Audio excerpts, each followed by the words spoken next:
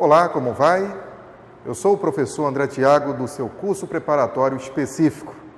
Estou convidando você nesse momento a participar do nosso curso preparatório à distância.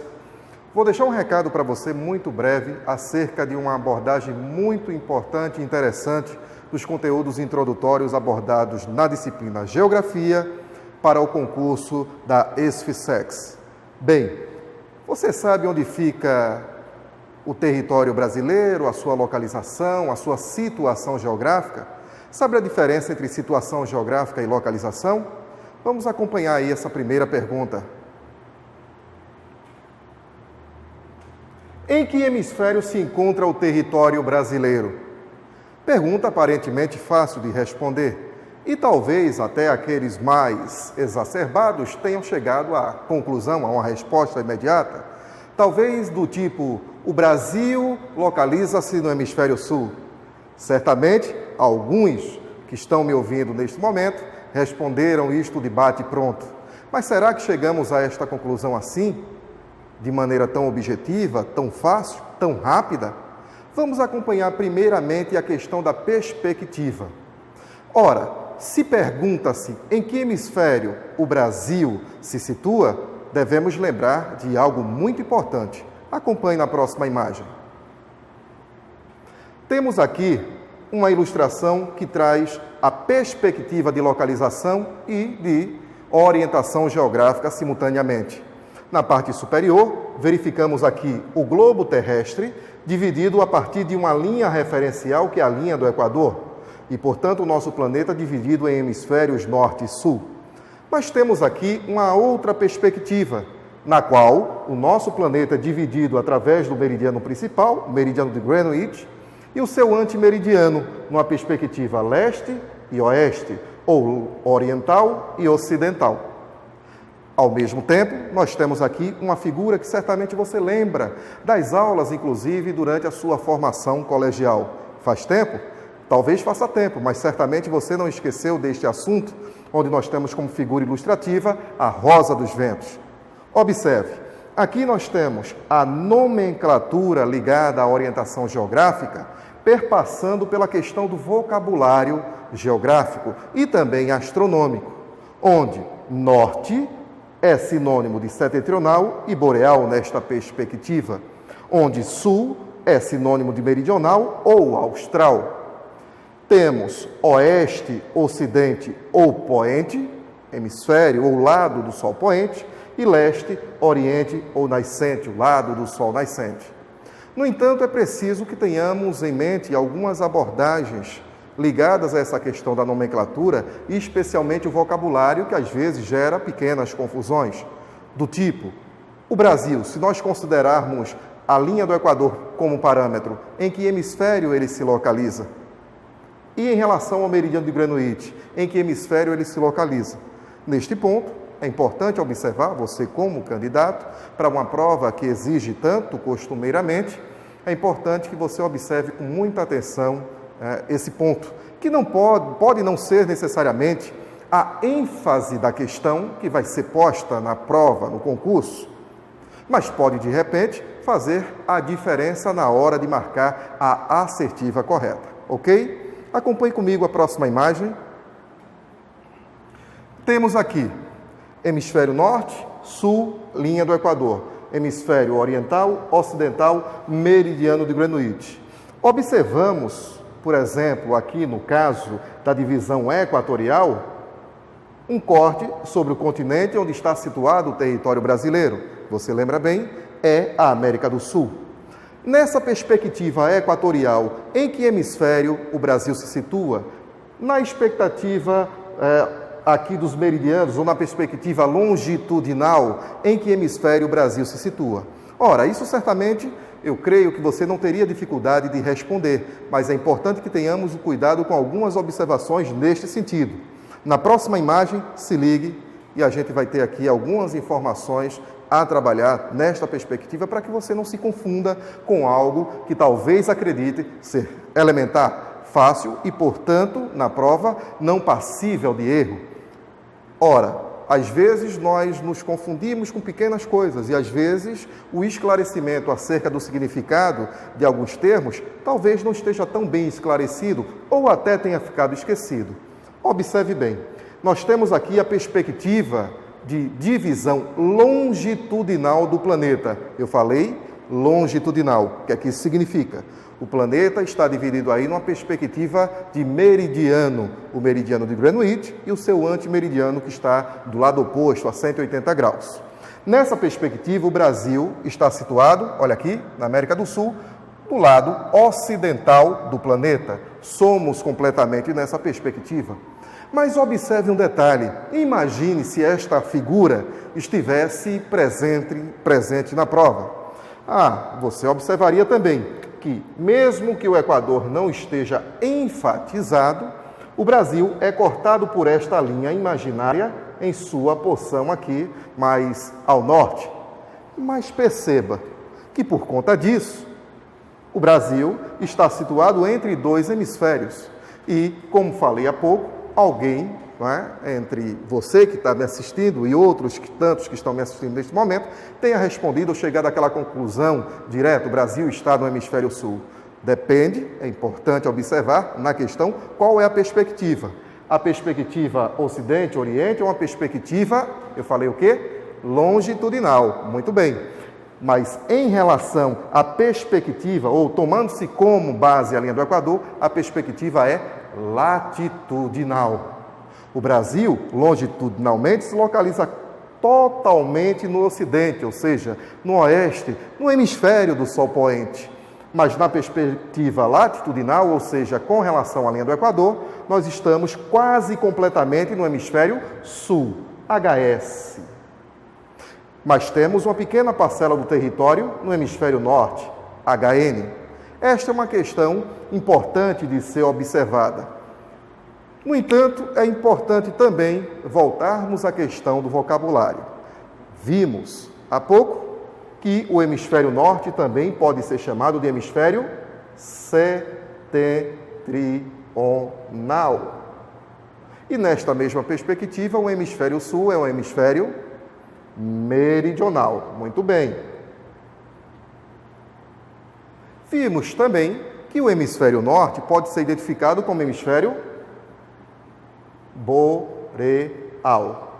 E o hemisfério sul, nesta mesma perspectiva, hemisfério austral.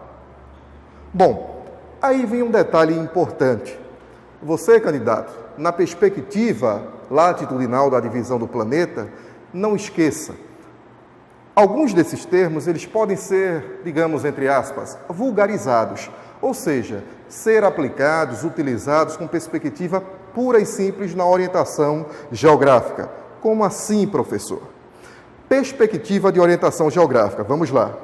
Teríamos aqui norte, sul, ok? Norte, sul. Mas em qualquer lugar que eu projetasse esta mesma reta, teria também norte-sul, aqui, por exemplo. Tudo bem? Mas tem um detalhe importante. Mesmo se tratando de uma perspectiva norte-sul, esta perspectiva não está ligada à questão dos hemisférios, e sim da orientação geográfica. O que aponta para o norte, ou no sentido norte, por exemplo, essa ponta de lança aqui, essa ponta de seta, e esta aqui aponta na perspectiva sul. Por quê? Esta aponta para o polo norte, esta aponta para o polo sul.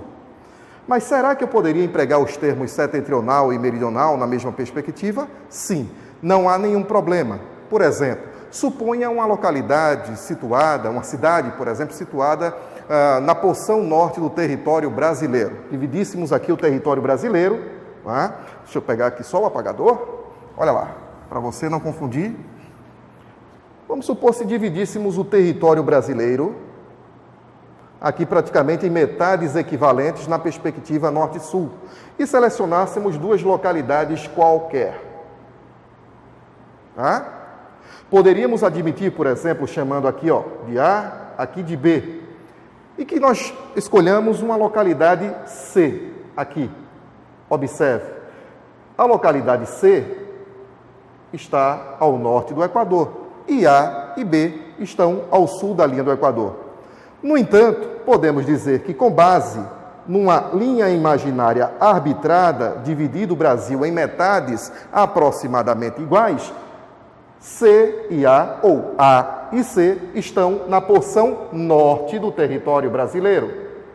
Ok? Na porção norte em relação à seta. Então, A e C estariam na metade norte do território e B, por sua vez, na metade sul do território. Podemos admitir estes termos empregados nesta perspectiva, sem dúvida nenhuma. Assim como nós poderíamos dizer que B está na metade meridional e A e C na metade setentrional do país. Compreenda, é importante reforçar esse ponto. Estamos trabalhando em cima da perspectiva de uma linha imaginária por mim arbitrada. Considerando esta linha arbitrada, metade norte, onde estão os pontos A e C destacados, metade sul, onde está o ponto B. É um detalhe importante? Sim. Sabe por quê? Porque, de repente, imagine uma questão na prova onde você tivesse aí menção a outros dois termos trabalhados nessa perspectiva latitudinal, boreal e austral. Será que eu posso empregá-los a partir do momento em que eu arbitro uma linha imaginária, que, portanto, fujo da linha do Equador e considero essa linha imaginária como um referencial? Aí é que está a diferença. Os termos boreal e austral não poderiam ser empregados nessa perspectiva. Por quê? São termos astronômicos que se referem necessariamente aos hemisférios norte e sul, ou seja, na divisão equatorial. Então, entenda, nesta perspectiva e considerando as localidades por mim definidas, hipotéticas, teríamos aí as localidades A e B, situadas no hemisfério sul, estas duas como localidades austrais. Por quê? Porque ambas se localizam ao sul da linha equatorial, astronomicamente. E a localidade C, apesar de estar aqui como A ao sul, na metade norte do território brasileiro, ela está ao norte da linha do Equador. E estando ao norte da linha do Equador, automaticamente, ela é identificada em termos astronômicos como uma localidade boreal. Portanto, C, que está no hemisfério norte, é uma localidade boreal. Mas ela é boreal astronomicamente falando, justamente em função da linha do Equador. Isto é, os termos boreal e austral, eles só podem ser empregados estritamente se nos referirmos ao plano equatorial. Então, essa perspectiva latitudinal, ela passa a ser importante. Imaginando uma questão na prova, como eu disse, onde o objetivo não seja necessariamente a questão do vocabulário em relação às latitudes e às longitudes, entenda isso, que é importante que você tenha conhecimento do vocabulário geográfico, do vocabulário astronômico, nesta perspectiva de orientação, localização, para não se confundir e não correr o risco de perder a questão, ok? Próximo recado aí, neste ponto ainda, sobre o território brasileiro e sua localização. Observe bem, temos o Brasil aqui destacado e temos 4 linhas imaginárias que desta vez não são as linhas de referência, o Equador ou o meridiano de Greenwich. As linhas destacadas, elas trazem aqui uma ênfase acerca das máximas de latitude e longitude do território. Latitude, lembrando que é a distância em relação à linha do Equador tomada como referência. E perceba que o Brasil está aqui latitudinalmente entre os 5 graus norte e os 33 graus sul. Longitudinalmente, nós estamos completamente no ocidente, entre os 34 e os 73 graus. E como é que se definem esses pontos? Esses pontos são chamados de pontos extremos territoriais e se baseiam justamente nas coordenadas geográficas. Um tópico importante para quem se prepara para o concurso, no início do conteúdo, dos conteúdos de geografia. Neste sentido, é importante lembrar que os extremos norte, sul, leste e oeste, eles se baseiam justamente na orientação, na rosa dos ventos, os pontos cardeais que você recorda muito bem. Mas por falar em pontos extremos, você recorda bem a questão aí dos pontos cardeais, essa questão da orientação? Uma figura para trazer uma breve lembrança na próxima imagem. Note, nós temos aqui uma suposição de observação ou treino, se você quisesse efetivamente recordar como é que se faz a orientação.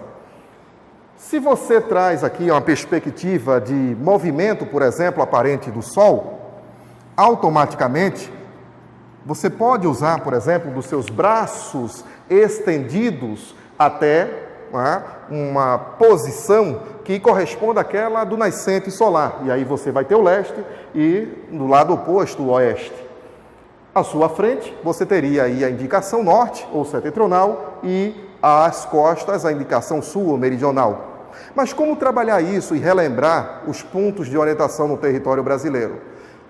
Fechada essa questão de perspectiva norte, sul, leste, oeste, nós vamos agora tentar relembrar esses pontos de orientação com base nessa perspectiva. Mas aí eu tenho uma curiosidade, antes da gente chegar propriamente nesses pontos. Vamos ver na próxima imagem.